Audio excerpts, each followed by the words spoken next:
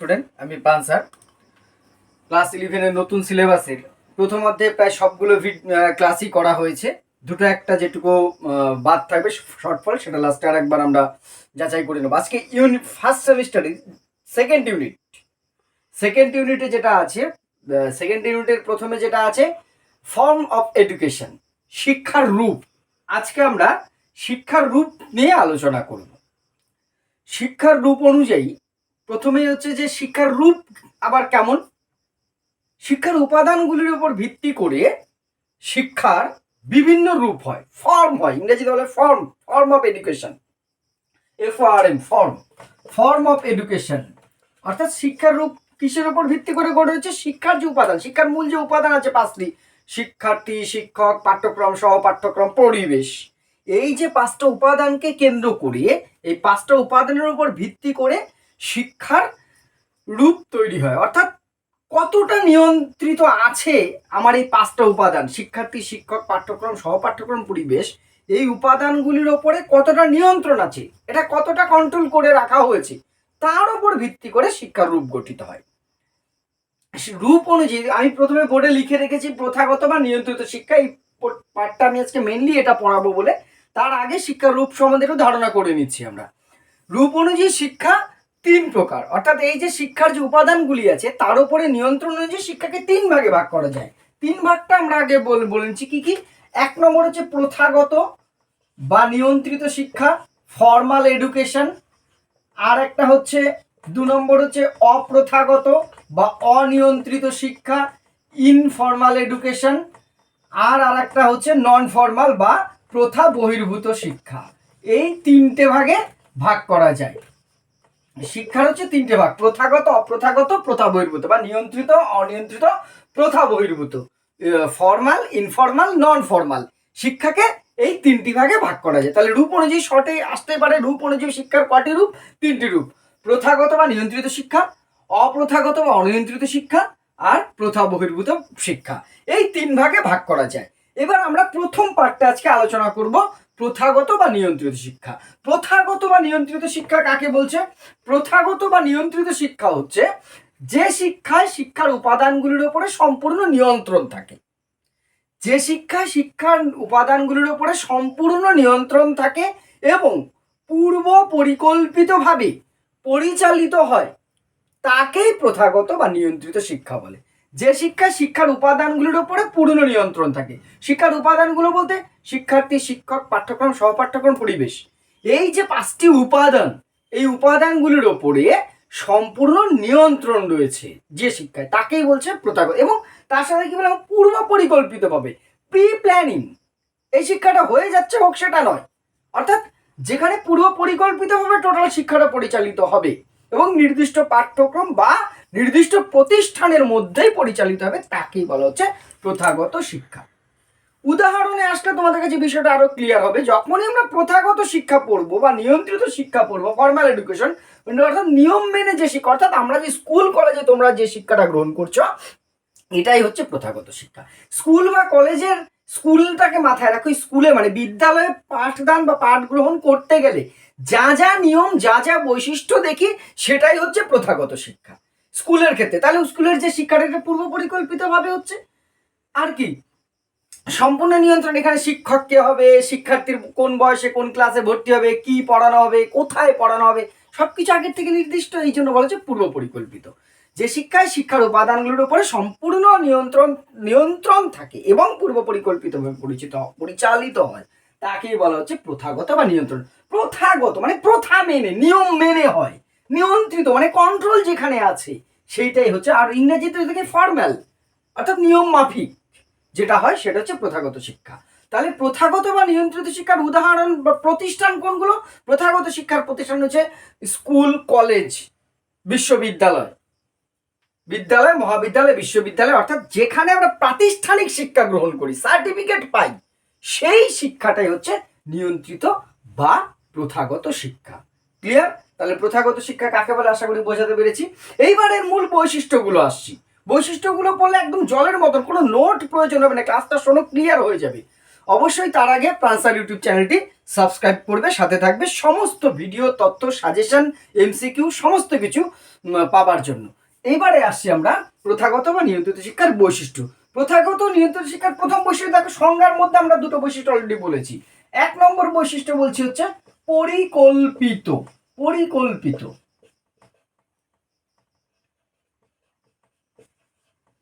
পরিকল্পিত pre planning, এটা পূর্ব পরিকল্পিত বললেও হয়। যেটা আগেই আমি বললাম, পরিকল্পিত মানে যে প্রথাগত শিক্ষা যেটা পরিচালিত হচ্ছে তাকে সম্পূর্ণ পরিকল্পনা মাফিক চলে। হঠাৎ করে কোনো একটা প্রতিষ্ঠান আজকেই খুলে যাচ্ছে, কালকে যা ইচ্ছা বই পড়িয়ে দেওয়া হচ্ছে তা নয়। দেখো সম্পূর্ণটা আগের থেকে ঠিক করা আছে। ক্লাস 1-এ কোন বয়সের ছেলেমেয়েরা ভর্তি হতে পারবে, তারা কি ধরনের বই পড়বে, কোন টিচাররা পড়াবে, কবে পরীক্ষা হবে, কবে রেজাল্ট হতে পারে, কত বছর বয়সে মাধ্যমিক পরীক্ষা দেবে, কত বছর বয়সে তুমি মানে 11-এ ভর্তি হতে পারবে বা উচ্চ মাধ্যমিক পরীক্ষা দিতে পারবে। সমস্ত কিছু তো আগের থেকে ঠিক করা আছে, সিলেবাস আগের থেকে ঠিক করা আছে, টিচার আগের থেকে ঠিক করে দেওয়া আছে, কোথায় ভর্তি হলে কোথায় ক্লাস হবে সব আগের থেকে নির্ধারিত নয়, আগের থেকে। এই জন্য বলা হচ্ছে এটা হচ্ছে পূর্ব পরিকল্পিত। হট করে কিন্তু এই শিক্ষা হয়ে যাচ্ছে না, এই জন্য বলা হচ্ছে প্রথাগত বা নিয়ন্ত্রিত শিক্ষা হচ্ছে পূর্ব পরিকল্পিত।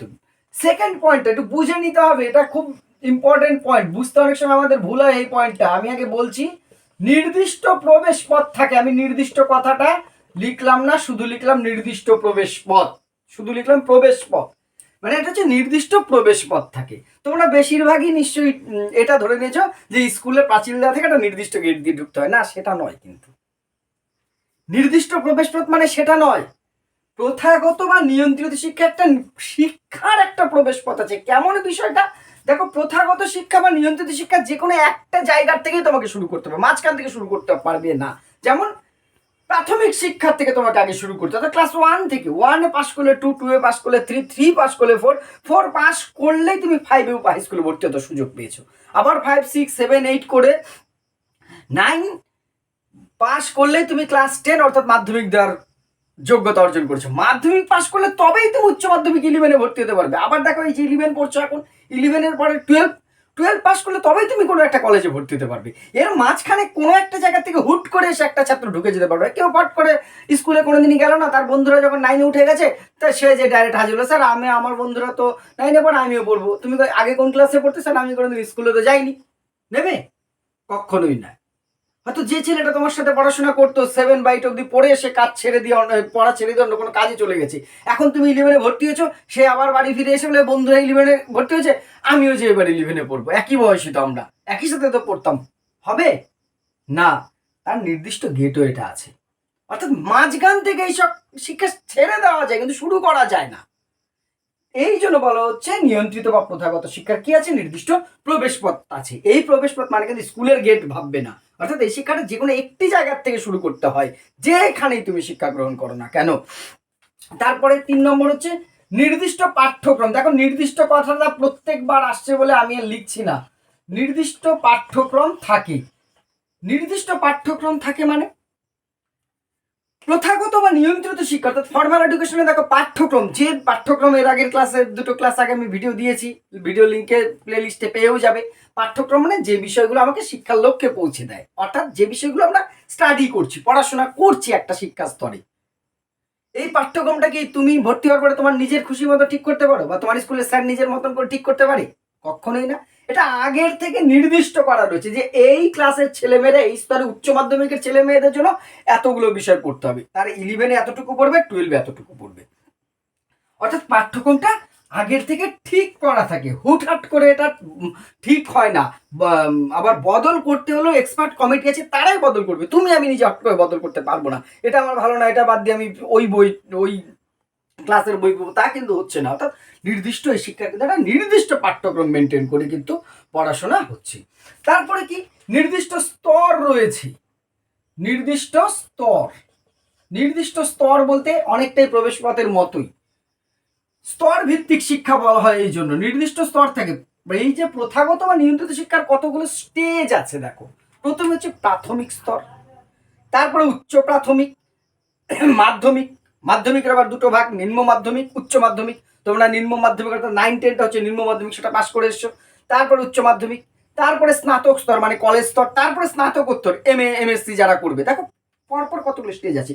প্রাথমিক স্তর, প্রাথমিকের দুটো ভাগ, একটা নিম্ন প্রাথমিক 1 থেকে 4 অবধি, তারপরে উচ্চ প্রাথমিক 5 বা 6 থেকে 8 পর্যন্ত, তারপরে মাধ্যমিক, মাধ্যমিকের আবার দুটো ভাগ, নিম্ন মাধ্যমিক 9 10, উচ্চ মাধ্যমিক 11 12, তারপরে কলেজ স্তর, বিশ্ববিদ্যালয় স্তর। দেখো কতগুলো স্তর আছে। এই শিক্ষা স্টেজ বাই স্টেজ চলে, একটা স্টেজ তারপর আরেকটা স্টেজ, এবং প্রত্যেকটার সাথে প্রত্যেকটা সম্পর্কযুক্ত। এই জন্য বলা যায় স্তর ভিত্তিক শিক্ষা। নির্দিষ্ট কি রয়েছে, নির্দিষ্ট স্তর থাকে এখানে। তারপরে হচ্ছে এর সাথে যেটা আসছে, স্তরের সাথে সাথে যেটা আসে, নির্দিষ্ট সময়সীমা থাকে। দেখো প্রথাগত বা নিয়ন্ত্রিত শিক্ষায় বারবার বলেছি, যখনই তুমি নিয়ন্ত্রিত শিক্ষা বা প্রথাগত শিক্ষা পড়বে, মাথার মধ্যে তোমার স্কুল লাইফটাকে ঢুকিয়ে নেবে। স্কুলে যা যা ঘটছে সেটাই তোমার প্রথাগত বা নিয়ন্ত্রিত শিক্ষা। এইটা মাথায় রাখবে, তুমি জিনিসটা একদম ইজি হয়ে যাবে। সময়সীমা থাকে। দেখো প্রত্যেকটা স্তরের বা প্রত্যেকটা ক্লাসের একটি সময়সীমা আছে। তুমি 11-এ ভর্তি হয়েছো, অর্থাৎ এটা হচ্ছে উচ্চ মাধ্যমিক স্তর। 2 বছর মিলে তোমার কিন্তু উচ্চ মাধ্যমিক 4টা সেমেস্টার। তাহলে উচ্চ মাধ্যমিক স্তরে তোমার কত দিনের টাইম? 2 বছর। এইবার কেউ কোনো ক্লাসকে বেশি ভালোবেসে ফেল করে গিয়ে 2 বছর থেকে গেলো সেটা ধরলে তো হবে না। উচ্চ মাধ্যমিক স্তরের সময় কত? 2 বছর। তুমি মাধ্যমিক পড়েছো, নিম্ন মাধ্যমিক 9 10, সেটাও 2 বছরের। কলেজে যাবে কয় বছর? 3 বছর, বা এখন ইন্টিগ্রেটেড কোর্স আছে 4 বছর। বিশ্ববিদ্যালয়, ইউনিভার্সিটিতে স্নাতকোত্তর 2 বছর। মানে প্রত্যেকটা স্টেজের সময়টা কিন্তু নির্দিষ্ট করা রয়েছে, যে কতটা তোমার যে বয়সী ছেলেমেয়েরা কতদিন ধরে কোনো ক্লাসে পড়বে। এইটা হচ্ছে একটা বড় বিষয়, যে সময়সীমা রয়েছে। তারপরে 6 নম্বর বৈশিষ্ট্য বলবো প্রতিষ্ঠান কেন্দ্রিক।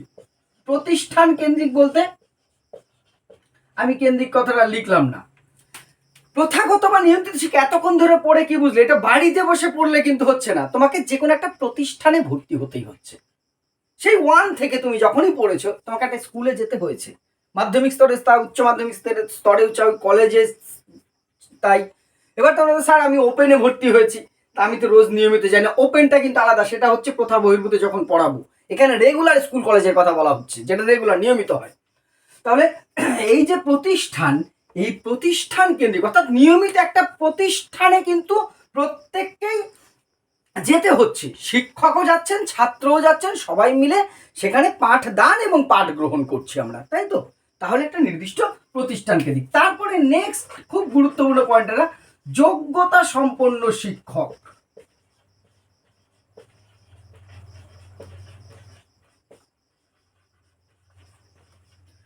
যোগ্যতা সম্পন্ন শিক্ষক। এই প্রথাগত বা নিয়ন্ত্রিত শিক্ষায় যে কেউ কিন্তু চাইলেই শিক্ষক হয়ে যেতে পারেন না। পারেন কি? যে কেউ হলো পাড়ার কথা, আমি খুব ভালো পড়াশোনা, আমি পড়াবো স্কুলে কাল থেকে, হয়ে গেল, গেলেই হয়ে গেল না। এখানে প্রথাগত শিক্ষায় যারা শিক্ষকতা করতে আসেন, তাদের নির্দিষ্ট কিছু যোগ্যতা তোমার যে প্রমাণ করে তবেই আসতে হয়।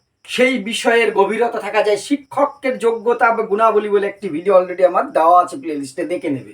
কিন্তু এখানে সাধারণভাবে যেটা বলছি, যে কিছু যোগ্যতা লাগে, তো একটা নির্দিষ্ট কোয়ালিফিকেশন লাগে। ডিএড বা বিএড, প্রাইমারি ক্ষেত্রে ডিএলএড, উচ্চ আর হাই স্কুলের ক্ষেত্রে বিএড করে আসতে হয়। সেই বিষয়ের একটা গ্র্যাজুয়েশন বা মাস্টার ডিগ্রি প্রয়োজন হয়। অর্থাৎ নির্দিষ্ট যোগ্যতা থাকলে তবেই, শুধু এটা থাকলাম না, তাকে আবার চাকরির যে পরীক্ষা, শিক্ষক নিয়োগের পরীক্ষায় তাকে 2-3 বার পাস করতে হয়। রিটেন, ভাইভা, এগুলো পাস করলে তবেই সে সেখানে শিক্ষার সুযোগ পেতে পারে। তবে ইদানিংকালে যেটা আমরা টিভিতে দেখছি, বিভিন্ন অযোগ্য ব্যক্তিরা বিভিন্ন অসৎ উপায়ে চলে এসে, তাদেরকে এই লিস্টে ফেললে কিন্তু চলবে না। সাধারণত প্রথাগত শিক্ষায় নির্দিষ্ট যোগ্যতা থাকলে তবেই কেউ কি করতে পারছে, তোমার যে এখানে শিক্ষকতার সুযোগ পাচ্ছে। নেক্সট 8 নম্বর যেটা বলবো, বয়স সীমা যুক্ত।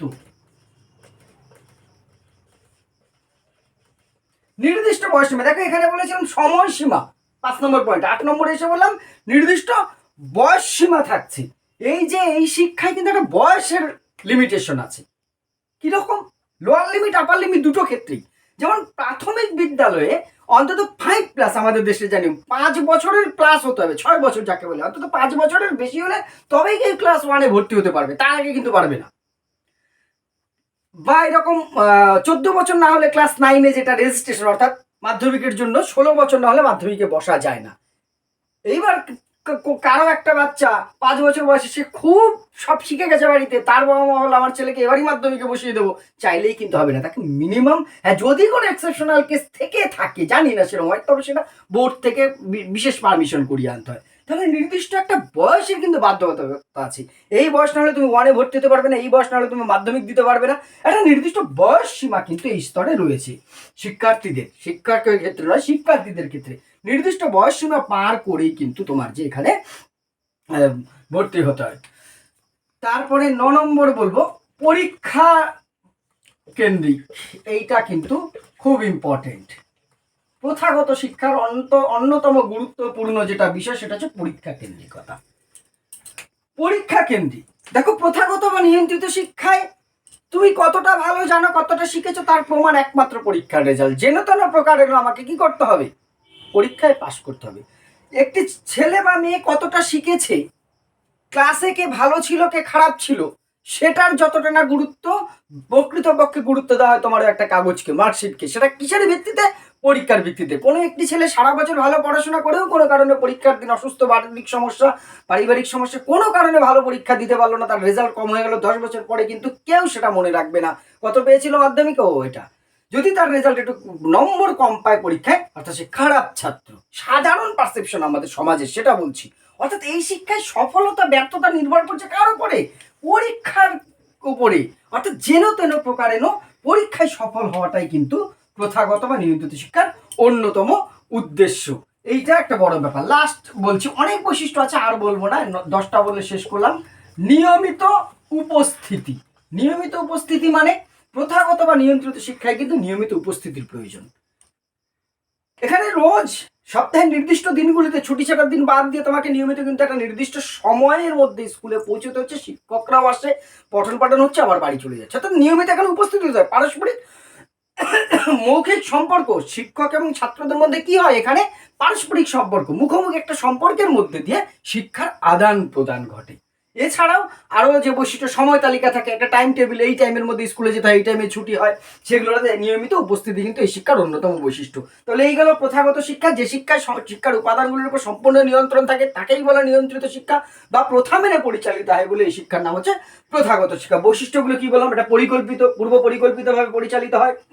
নির্দিষ্ট প্রবেশ পথ, মানে একটা নির্দিষ্ট বয়স থেকে, নির্দিষ্ট স্তর থেকে শিক্ষা শুরু করতে হয়। পাঠ্যক্রম থাকে, নির্দিষ্ট স্তর থাকে, প্রাক প্রাথমিক, উচ্চ প্রাথমিক, প্রাথমিক, মাধ্যমিক, উচ্চ মাধ্যমিক স্তর থাকে, সময়সীমা থাকে। প্রতিষ্ঠান, নির্দিষ্ট একটি প্রতিষ্ঠানে যেই শিক্ষা গ্রহণ করতে হয়, যোগ্যতা সম্পন্ন শিক্ষক, নির্দিষ্ট যোগ্যতা দেখিয়ে এখানে শিক্ষকতা করতে হয়, বয়স সীমা থাকে, পরীক্ষায় সফলতাটা এই শিক্ষার মূল বৈশিষ্ট্য, আর নিয়মিত উপস্থিতি। এই হলো প্রথাগত। আশা করি প্রথাগত শিক্ষার ধারণাটা তোমাদের ক্লিয়ার হয়েছে। এরপরেই প্রথাগত শিক্ষার লিমিটেশনটা আমরা পরের ক্লাসে বলবো, সেটা আলোচনা করবো পরপর। অবশ্যই চ্যানেলটি সাবস্ক্রাইব করে পাশে থাকবে। তোমাদের কোনো মতামত থাকলে কমেন্ট করবে। ধন্যবাদ।